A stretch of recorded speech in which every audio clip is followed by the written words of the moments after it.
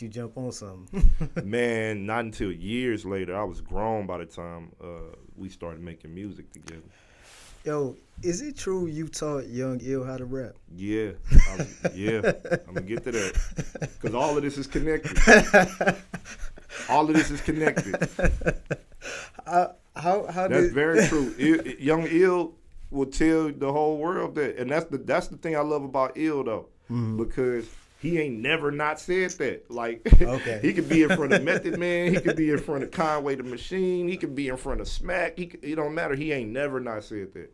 So, and the thing is, it ain't a matter of me trying to little bro him. It's just the fact. Yeah.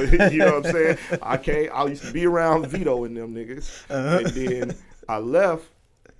And maybe it was a yearning because I wasn't around my family and I wasn't around my brothers, so maybe that music thing was something that like made me feel like I still had a piece of them with me. You know what I mean? Because after a while, my mother kind of wasn't feeling my pop's energy, and you know what I mean. You know how that go. So, Young Ill is my little brother Maurice's. When we was growing up, they was best friends. Okay. So we all went to the same school, but I'm older than them, so I ain't spend that much time around them at school. I got you. But when they used to come up to the crib, they probably spent summers at my mama house. You know what I'm saying? All the kids did, right? So my mama was an educator, so she'll watch kids have little daycare programs or little stuff set up to watch. You know what I'm saying? The neighbors' kids or the community kids and stuff like that. So Ill and them was some of the kids that come over to our crib. You know what I mean? And man, I know the whole Bell family. Like, you know what I'm saying? They whole family know me. I know they whole family. They know my whole family. Like, we grew up dang near with our families incorporated. You know what I'm saying? To the point where if it's so wild, like if somebody in his family was to mess with somebody in my family, it'd feel weird because even though they're not genetically related, we just spent that much time with them. I got you. You know what I'm saying? I understand. So, I started rapping in my mother's basement on the internet.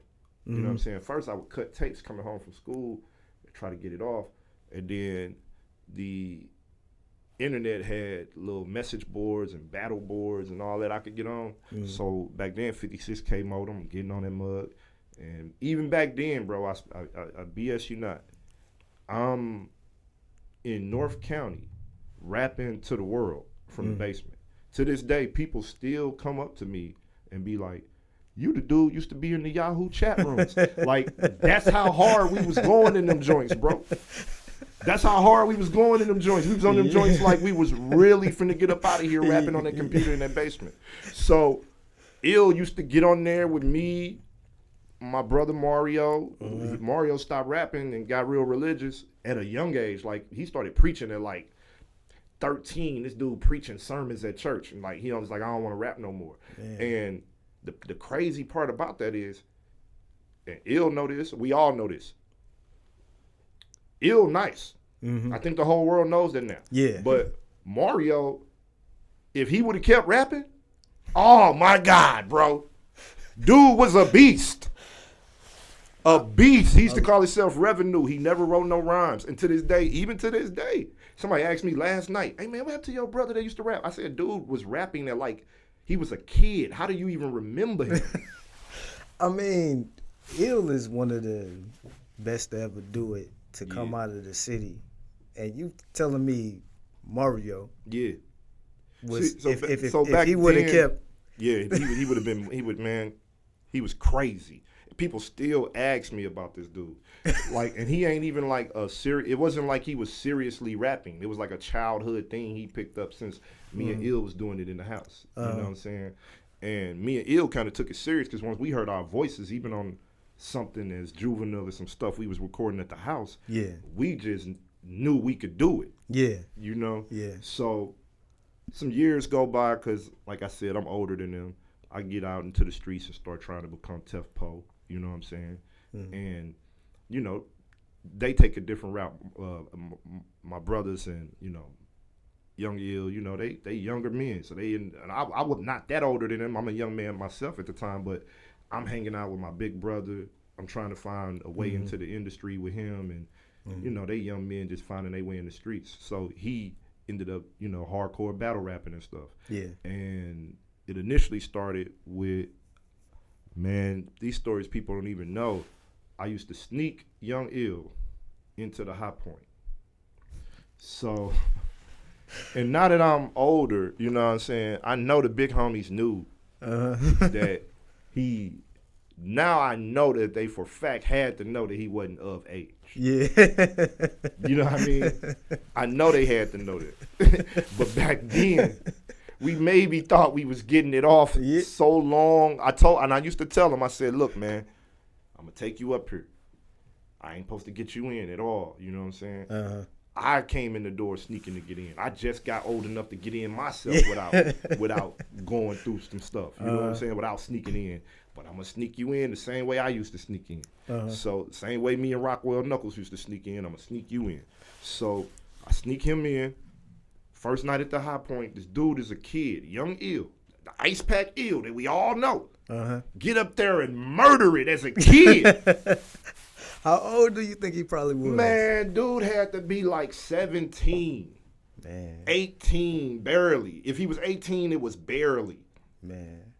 And for those who don't know, could you like explain what the High Point days was for those who not from St. Louis and don't understand what those days was like? So when you watch 8 Mile and you see like Eminem and them at St. Andrews, and you know you see them having like this proving grounds for local MCs, and that's what High Point was for St. Louis. It was where all roads wouldn't meet. If you thought you was nice, if you thought you had motion, if you thought you had buzz. And what I liked about the Point was it didn't matter what dimension of music you was making. So street dudes was up in there, lyrical miracle dudes was up in there, dudes that was a little bit of both was up in there. And for me, that's why I learned to become an ambidextrous MC, so to speak, because stuff that might have been nice on the internet in the more like word-heavy, lyrical, compound sentence, multi-syllabic circles, in person, you can't really remember them raps. Yeah. You know what I'm saying? Like, them some complicated raps. Damn, nigga, you think you expect the deck? You know what I mean? Like, okay, we get it. You want to be Jizza in this motherfucker. You know what I'm saying? This nigga think he Pharoah Munch. But so them raps wasn't always ready made to spit again. You know what I'm saying? So you got cats from St. Louis coming up in there, man. They spitting illustrious street tales.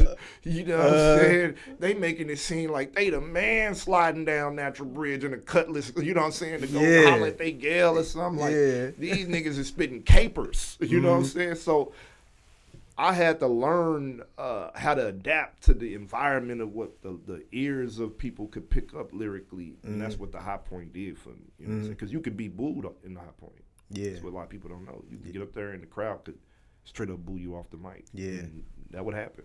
And I think that's one of the things about being in St. Louis too. You come across so many different styles. Yeah, you know what I mean? Yeah. And oh, come on, it's the land of mystic styles, and that's so. Imagine this, bruh. You got the High Point where you know what I'm saying. Cats is going every week from every hood, whatever, right? Some cats might find out about it late because one of their partners come down and say, "Oh, nigga, we got to go down there next week. Go get Greg. He gonna murder everybody down there because everybody got a partner that's the coldest, right? Especially back then, right? I got a homeboy that'll air this mug out. That's what everybody thinks, right? So everybody bringing them through there. You know what I'm saying? And some cats is coming in there getting busy. I ain't gonna lie. That's St. Louis, pound for pound, bar for bar. I have been all over the world. Some of the most ferocious MCs is in St. Louis. Yeah. If I really got to go pound for pound, I'm going STL in Chicago. Yeah. Like them like rappers in the trenches just waiting for an opportunity to rap, and when they open their mouth, they gonna be nice. I'm going to Lou and Chi-Town. Man, you know what? You so right. Now that I really think about it, St. Louis and Chicago. I'm going to Lou and Chi. You want to see somebody at the bus stop just. Hey, ask dude spit some bars. I bet he got some. On my mama, I bet he got some. So Real stuff. Get busy. That's coming up in the loop, bro. So imagine they got this building where all these types of cats is coming. Some cats driving up because they been serving all day. Some cats been working all day. Some cats catching the bus from Belleville. You know what I'm saying? Yeah. But it don't matter because when they get up in there, they about to catch wreck, bruh. They don't give a damn. So some niggas would come in there prepared to battle people because, like, I might see you get on the mic three weeks in a row and I start seeing, dang, the crowd really drawing off, bruh. Like, bruh get a whole month of that, he gonna be the man. Like, you know what I'm saying? Like, a whole month of that, bruh gonna be the man. I'm gonna interrupt that nigga. He don't even know I'm doing it. You know what I mean? Mug be the thought about it on the car ride home, like, yeah, I'm getting dog. You know what I'm saying? I'm gonna have to clip dog. You know what I'm saying? Ready to line you so up. You always had to be ready in there, man, because there was no respect of persons. You know what I'm saying? And Ill coming in there with you, 17, getting busy. He might have been younger to keep it for real. I can't. The dude was a child. I have to emphasize this, dog. I got to emphasize it. Because I used to just throw him to the wolves, you know what I'm saying? Because that's how, truthfully, that's how Black Spade and them did me. Yeah. Yeah. They just had me on the pavement, battling grown men. You know what I'm saying? Like, so, that's all I knew, bro. If you want to be in it, this is the route you got to take. You ain't a killer till you kill somebody that's a certified killer, dog. I think that's just how it go in St. Louis, man. I think... Yeah, but yeah, man, Ill will come up here too. We gotta get Ill up here, man. He'll tell you the whole. I want to do an interview with Ill, which I've never done. Nobody got us both on camera talking long form, and the stuff that would come out in that would blow people's minds. You know what I'm saying? Hey, man, we gotta get him. You done put it out there. Ill gotta pull up now. That's for sure, man.